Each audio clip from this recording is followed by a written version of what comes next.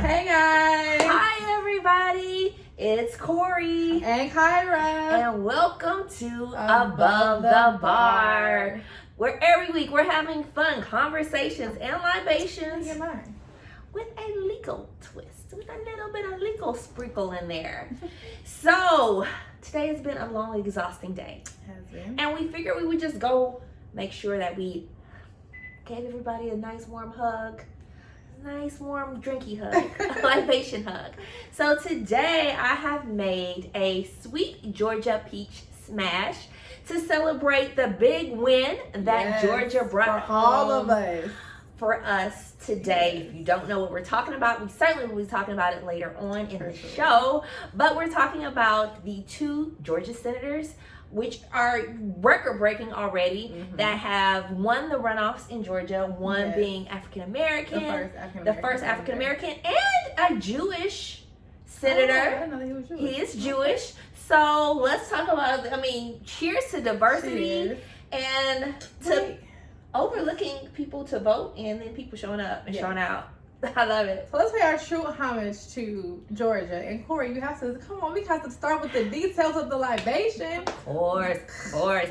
So, sweet Georgia smash again. I love bourbon. I love whiskey. If you've watched this show, you know it's probably going to be my pick if it's my night to choose. And a bourbon smash is a traditional drink. I wanted to stick to something that was kind of true to Georgia roots. So, in this sweet Georgia smash, because we're celebrating the peach state, I used some peach pecan bourbon. Yes, they have it. You need it. Delicious. It's Old Kemp. And I also wanted to switch it up a little bit. If you know anything about smashes, you know they normally come with a little bit of lime, a little bit of sugar, and a little bit of simple syrup. So for me, I use ginger simple syrup because I like to balance the sweetness of all the peach bourbon. It's already got a lot of sweetness going on. Put a little bit of lemon in there to also straighten it out, and then splash some soda in there. So it's a pretty easy, basic recipe, but The flavors are definitely a little complex. It sounds simple to put together, but it definitely has a lot of different notes going on. There's the sweet, then there's like a little bit of kind of that mint taste and the lime you get and the aftertaste, but it's very smooth. It all flows together very well. So cheers to you, Georgia. Cheers, Georgia, and all my Georgians. Good work. So, it's been such a long day, and I started off the day thinking it was going to be pretty smooth, and then heard about lots of things that happened with people's marriages. So I was already like, oh, is this 2020 coming back to Rihanna's? I saw this meme where it was like 2020 showing 2021 around. Like, let me show you around. I saw a meme that was like, remember that movie, The Twins or something like that? And it was like 2020 was one twin and 2021 was the other twin. And the lady was looking confused, like, wait, we're both of y'all the same already? Why? So, but, thinking that this year was going to start off like better, but we all know, especially as attorneys, we know that divorces are skyrocketing. So I was thinking that this news I heard earlier in the day was going to be like the worst thing I heard today, which is that Kim Kardashian and Kanye West may be headed towards divorce, right? And so when you weather the storm with someone, like if you've been married in 2020, you can imagine like being stuck in the house with them. If you weather that storm, you think in 2021 it's like rainbows and the skies will clear and then boom. They've been talking about like marital issues for a while, so it wasn't really a surprise to many people. I'm kind of like over Kim K and Kanye, so I saw it and was like, it's a lot more pressing stuff going on in today's news, but it was interesting to know. Another divorce though, that was interesting, that we've already known about, was Dr. Dre and his wife. But Dr. Dre had a brain aneurysm the other day, and I got to thinking like, okay, so he's in the middle of this divorce. He's well now, so I can say this out loud. What would have happened if Dr. Dre would have passed away in this divorce? And they're still legally married. They're still legally married. So with no prenup, right? No prenup. So if you or anyone's in that situation, what you should do if you're going through a divorce is, if anything, just do a simple modification to your will, or create a will if you don't have one. If you have a will, regardless of whether you're married or not, what you say in that will is what's going to govern what happens to your assets.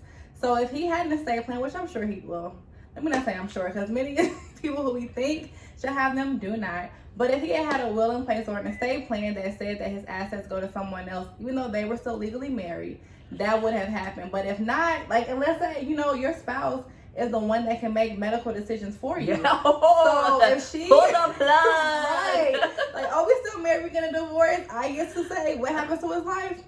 Okay, let me, so. Well, that's better or worse that is really being tested in 2020, and let's not hope in 2021, because after that, what was seemingly supposed to be a very straightforward day at Senate confirming our electoral college became a whole live shit show. Can I say that? It was a shit show today. Well, let's start with the good. Let's fully delve into Georgia. And their win, like I keep saying, for us all, because it really is, because it definitely made sure that our Congress is completely blue. The Senate is, the House is, and Biden is. So that's a great win for us. That means that they'll all be, for the most part, on the same page with regards to policy development and things like that. The biggest win, though, cheers, Corey, Mitch is out of the fucking way. Oh, I thought you were going to say we're getting $2,000. So, but close, because the minority leader, who is now the majority leader, he is the senator out of New York. His name is Chuck Schumer. Yes. He said his first order of business is to make sure that people get at a minimal this $2,000. Give me my money. You owe me federal government. So I'm really kind of excited to see what he does. I know another big thing that was on his policy development was ending federal marijuana prohibition. So I'm like, the fact that that's like high up on his list is big. So I'm excited to see, like, I know 2021 is already like WTF. But that was a big win for us this morning. But before we could even really embrace that win, and shout out to Stacey Abrams, for all of her hard work. And you know what I want to say about this win, or what we're calling win, but if you're into democracy, even if your particular side or who you endorse did not win, having people and all the voters who came out who never voted before, who didn't vote in the presidential primaries, come out and have their voice counted is a big deal. Elections are not, they only work if we are involved, and the more people get involved, the better it is. Now, that may mean the predictable results don't happen. Georgia typically ran red, but if you listen to these candidates, and if you judge the performance of their competition or the other incumbents that were already there, you say, hey, maybe this will be a fresh start. We have a millennial, a 33-year-old Jewish man in as one of the youngest senators, and maybe this is the start of something new, which is something for us all to be excited about, because I think we can all say politics was not working as is, right? No. It wasn't working. So having something new, having fresh faces in there, one who has a background in like religion, and one who has just been a fighter and really a fundraiser and really trying to battle injustices that they see, that's amazing. So cheers to all the people that showed up. And I'm really excited to just see what happens with Georgia, in the coming years, because they've made some major changes with who their political representatives are. So I'm excited to see like just the changes and the improvement, or just the policy developments, or just whatever may happen from having these newly elected officials in office for them. So, and I think it's kind of like I think they're calling Georgia purple now, but it's a good representation of how a lot of the country is, which is urban cities, big cities vote a certain way and lean a little more to the left, and then places that are not urban are completely different. So I think what is most important is that we start coming together, because there has to be some common ground, and you really start talking to people about their values, and you may not have such different values from the person on the other side of the table. So we have to kind of break down the table, right? Exactly. And just come to it from a basis of what is best for humanity. Take your personal perspective out of it. I know that's what drives taxes, tax reform and discussions a lot. But take that out of the equation and just look at, what does this country need? What does your local region or area or state or whatever need? And then how can we make sure that everybody is decent and in good order, not just you or your, friends and relatives that are in the same circle or socioeconomic status that you may be. Or even that your representative, once they get elected, understands that they represent everybody. You cannot say, well, I'm trying to get my people together. Y'all know your president don't understand that, but and so we are now, and okay, so we had to come to it. We got to talk about it. But okay, take a go. We got to talk about it though. So much happened today. Woo! I was like mesmerized at the screen for so many reasons, but I was really like on the news, like I cannot believe when I saw them moving the barricades to start creeping up. I already knew it was going to be interesting. I could not imagine exactly how interesting it got. So if you have just had your head in the sand all day until right now, just know that people have stormed the Capitol. literally. We in a day that we were supposed to be confirming our electoral college results, which is that Biden won overwhelmingly. And we did have, I think the biggest news was that some senators were going to protest. They were going to say, hey, we don't think this vote is right. Which to me is just, I don't even understand how you as an elected official disregard the democracy and the policy that you're supposed to uphold. It's the audacity. I don't get it, but somebody else had bigger plans than them, so. Well, I think it's gotten so political that it was just like, oh, we just have to show the next step. Oh, we have to just show that we're still fighting. But there is a point in any fight. It's just like if you are a football player and they said at the end of the time, whoever wins, you have to shake the other party's hand. And the point is not winning, the point is the process, which has always been the American legal system. The point is the process. If people got the opportunity to vote and you lost, then you lost. Exactly. So this started with a Trump rally and just the continuation. And even the electoral college protest is a continuation of this election isn't fair, and that's not true. But it started with Trump urging his supporters to fight this electoral process. It's like, I talked to my mom about it earlier. She was just like, Kyra, stop trying to make it make sense. But I'm like, Mom, I just don't understand the mindset or the thought process that these people have. And the fact that Trump supported it and encouraged it, and I feel like he knew that it was gonna pop off, and instead of trying to protect his Congress, his people that are hired to represent, our country and have extra protection in place, he said no to having the National Guard in place, knowing that he had encouraged incited stand down. Right, and said no, we'll just let the civilian police handle it. What? Well, okay, so lots to say. But let's start with this. When I first saw the scene of the people moving barricades to help themselves up the stairs, and even the political reporters at the time are like, no one gets up those stairs. To get even to that point, you have to show access. As a reporter, I have to show my badge.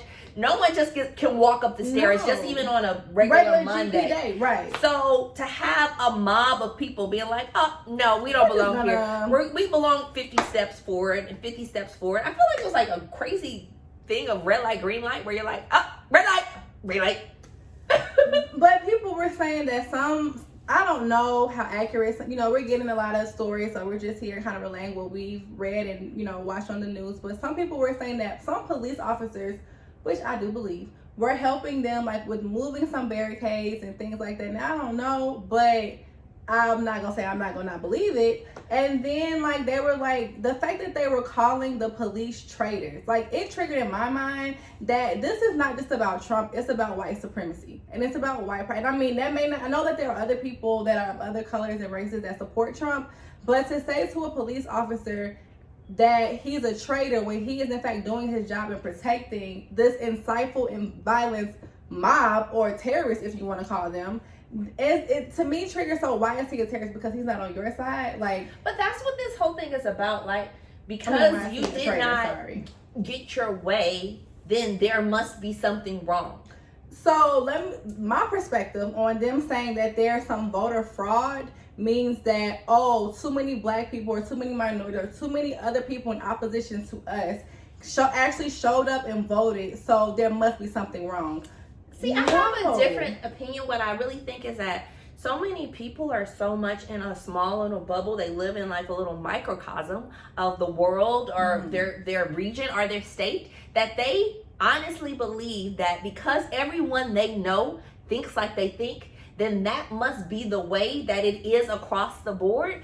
And if that's the way, then that means if everybody I know voted one way and they say that my person didn't win, then that must be something wrong. Something's wrong because they haven't stepped out of their circle or their bubble to say, no, lots and lots of people don't like your president. Going back to not liking the president and these people being angry and Trump and the fact that he had a conversation with the Georgia Secretary of State to find 11,780 votes or however many he would not needed. help him win, really.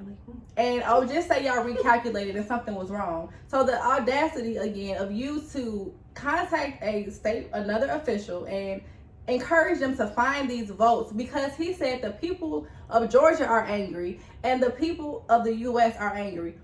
No, the people have spoken and they don't want you in office. Your little retarded, terrorist group mob that you put together is not a representative of the entire people. That's your little clique, and y'all all especially stupid. But well, it was the COVID risk, right? When COVID's already surging. Oh, it can't be COVID, girl, because none of the protesters. The majority of protesters did not have on. Not protesters, sorry. That's so disrespectful. The people mob. Who are protesters. The terrorist mob, they majority did not have on any type of mask. It was a lot of them. And their leader told them that you need to go. I don't want to say, he said you need to go tell people you angry, right? And then so once you get a mob of people live, and we witnessed people drive around and honk their horns for an hour in a circle in Houston after the president lost already. Just a couple of weeks ago. It was a beautiful Sunday. We were like, let's go out to the park. And our peaceful time was completely disturbed by them literally going around honking these loud, obnoxious horns. And can somebody, I just don't understand what is the purpose? But so if someone's telling you if you fight enough, you can have your way. And I mean, in the nicest way I can explain this, a lot of these people are used to having their way. They're used to not being just the same way, like most people be afraid. The police put a barricade there and you say, no, I'm just going to move in and walk by it. A lot of people will be afraid and turn back and say, no. But they're so used to not facing repercussions for what they do because often, if a white person gets pulled over, they might get a warning, they might get a wave off, they get the least of the ticket or the least of the penalty possible. When I get pulled over, I'm scared. I call my mama. Hello. I want you to know this person pulled me over. I see it. No, real life. I did that last year. So I'm 30 years old. So they're used to. They're saying, "What the police gonna do to me?" And they thought that, and it was true. I was waiting for you to get there, Corey. I'm like, case in point was proven with what happened today. Like there was so much more violence from the police towards protesters of the Black Lives Matter movement that were peacefully protesting. And there were rubber bullets, there was gas, it was a very violent attack by police on these peaceful protesters. And so to see today, and the fact that they, again, like you said, they made it that far up to the Capitol, and up bust out the window, up into people's offices, all up into the door of the chamber. Well, and I feel like in the time it took, because I went to a meeting, so I started, and they started going up the stairs, and they went. Police was off today; they was on vacation. They went up, so I come out of my meeting, and the people are just storming, walking around, leaving Nancy Pelosi notes. They are just all over. So one would think you could say, I thought I had it, but I don't think I got it. Alert, the people somebody needs to come and help, go red. See some of these guards no, don't come no more. And then it's 50 people, so they're okay, well. And so they did say that they were first trying to protect the Congress and the Senate, which were in session at the time of these protests. In fact, I had watched they were doing several, and I watched Mitch stand up. I heard the whole speech. I said, "Oh, I didn't expect that."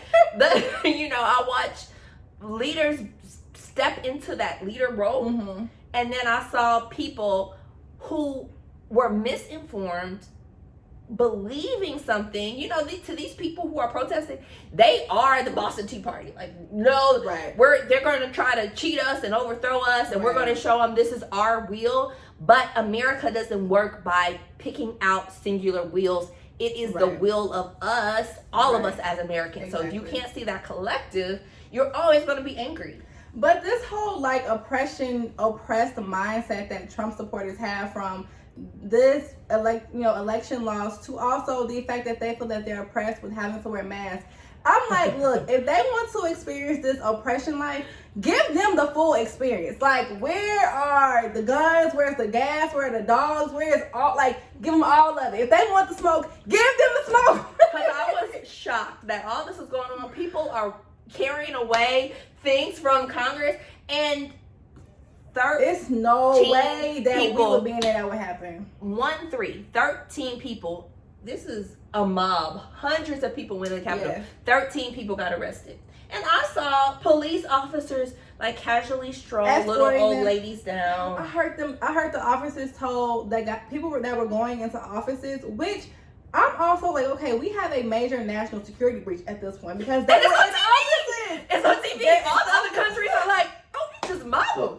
You just sew up, run up through there. You put the bomb right by the door. We showed them how to do it. People were going through computers, going through information. So who knows who got what type of information to leak? So God knows who. So that's a whole nother issue and a whole nother factor. But the police officers were like pleading with them to put the stuff down and come out of the office. What? You're pleading with somebody who has trespassed, and at this point, in my opinion, created treason, like against their own country. Just trespass, like if you show up at my house and you come in uninvited and you start going through stuff. I mean, shitty baby. Where there's smoke, there's fire, and it will be smoke. So I'm just like, again, if they want to live this oppressed life. You know how when like you would, let's say as a kid, I want to run away, and your mama like, okay, well, pack your bags, you're homeless now. Yeah, give them the oppressed experience, like if that's what they're looking for, but they're not, because there's no way, like you said, there would be anyone a Muslim background or black or brown or anything that would be able to go through that process, and only 13 get arrested, 1 got shot. Okay, so the point, I mean, it wouldn't even be like how many got arrested. As soon as they said they're having this big gathering, the National Guard would have been there already. And they have shown clearly Black Lives Matter had a planned protest, and the guard was on every step. You couldn't go up. The guard was on every step. So it just you would never say we're having a big, huge 30,000 people spreading the coronavirus all over DC, and then any other group, and they would say, oh, bodies were found around, in various places in DC, and it's just like y'all are making it seem like it's okay. But I guess it is, because Trump, when he finally got around to saying something, because so many people had to, hey, you not gonna, one, you the president, two, these your people, you ain't gonna get your people. So let them just, okay. Finally, he said something, but he was like, I love you, y'all. No, we love you. I don't know who the hell we He said, what about me, though? I was cheated. And he said, I was cheated. Right. I was cheated. This is not fair. He only gave a minute speech, right? Said, I was cheated. I know you mad because it was unfair, because this is a monumental cheat. Right. But go home. We love you. Y'all are very special. We need to go home. XOXO. I see you tomorrow. So then you're further pacifying their behavior, making them seem like this is okay. And then here comes Trump Jr. talking about this is not us. No, it is exactly who y'all are as Trump supporters, number one. And then he was like, don't act like the other side. First of all, Black Lives Matter protesters did not act like these crazy ass fucking terrorists. Excuse my language. But it's not the same. So don't try to say don't act like the other side. I wish y'all would act like us. Maybe it would have been a little bit more peaceful and not as crazy. Well, we just would not have, our anger stems from like Black real Lives life Matter. Injustice, like real life. Well, right. Are you being afraid for your son or your daughter or your brother or your husband, as opposed to you thinking that something that is not life or death, cheated you in some way, did not hear you in some way? How you up here asking Secretary of Georgia to find some votes? How are you cheated? you weren't cheated. Or Angela Rye made a really good point today when she was saying, like, people project what they in fact did. So he may be saying, oh, I feel like I was cheated because maybe he in fact cheated. That's how he didn't cheat enough. Right. Ain't no cross like a double cross. You know that. You know it. It's the truth. Check out my hit song. This is the truth. It's no cross like a double cross. So you think you already cheated and somebody out cheat you? You say, you must have cheated because I had already cheated. That's the only way you could have won. Because I know what I good did. Money to fix those machines. Who you pay more to fix the machines? Exactly. Exactly. I mean, from a legal perspective, here's what I think. He has no chance, right? Right now, as we speak, as we talk, the Congress and the House of Representatives and the Senate have agreed to go back. They went back at 8 o'clock. Mm-hmm. They said they were going to go ahead and continue this out. We will see if they will still have the challenges, but we know the challenges won't get very far, especially after this. And nothing will wake somebody up like somebody chasing you with a bat. You say, "Oh no, I'm not for this. I don't now want you this put everybody else's life in danger." Exactly. Right, but one, we saw Trump tweet just this summer about how if anybody broke any federal building, if they broke anything in that process, they should at least get 10 years. Yes. But we've only seen 13 people prosecuted. So have the same energy, but us, what we do know about our power is it's with us. It's with the people. So we need to demand that the prosecutors and the police carry out. There are people who are posting pictures on Twitter. No mask, no nothing. In this, breaking into the Capitol. Oh, you post that picture. Oh, that's you. The same way they go do drug busts and they thought they had Breonna Taylor because they went through her social media and said, oh, she's with this guy. Go to their house and arrest them. Have that same energy. I know 10 years. That's a long time. Prosecute them. I like it. And even I know that where Biden and Harris are supposed to come into office on the 20th, but some officials, some members today were like, "Hey, can we impeach him now?" Like in lieu of the conversation with the Secretary of State, which they have record of, in lieu of today and him inciting and encouraging this violence on the Capitol Hill, they're like, he can no longer hold this position. Like, I know if the 20th is right then, like, he didn't diet down. He it was such an ego boost for him that people are willing to, I guess, go to jail, right, and fight, say whatever in order to get him his thought process furthered. He was willing to just say, okay, well, screw America, screw our values. He's trying, pressuring Mike Pence to have a say that he does not have. And I want to, again, back to Georgia, but give up a props to Mayor Bottoms, so that if we recall back when Black Lives Matter protests were very high and going on, and Georgia and Atlanta got a little bit rowdy, she was like, no. Yeah. She went against her own base to say, I know you voted for me and I represent you, but this is not what we're going to do. We're not doing this. Instead, that's what the official is supposed to do.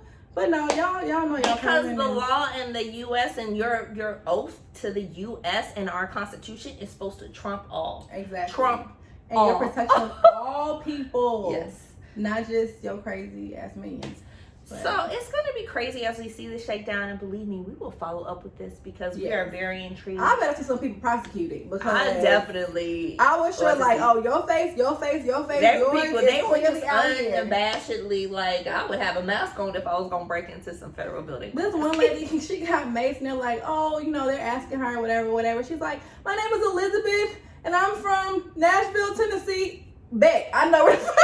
Like, okay, that's one off the list. Prosecute her. Like, man, yeah. So this is something we definitely will have to wait and see. But I still feel encouraged. Yeah. Because we know that we can turn a page and that we can be a listening ear to each other and our needs, and we can start crossing the table. Mm-hmm. Like, we don't have to make it this, oh, you did this, oh, that's horrible. Or you voted for that person, that's horrible. I can't ever talk to you again.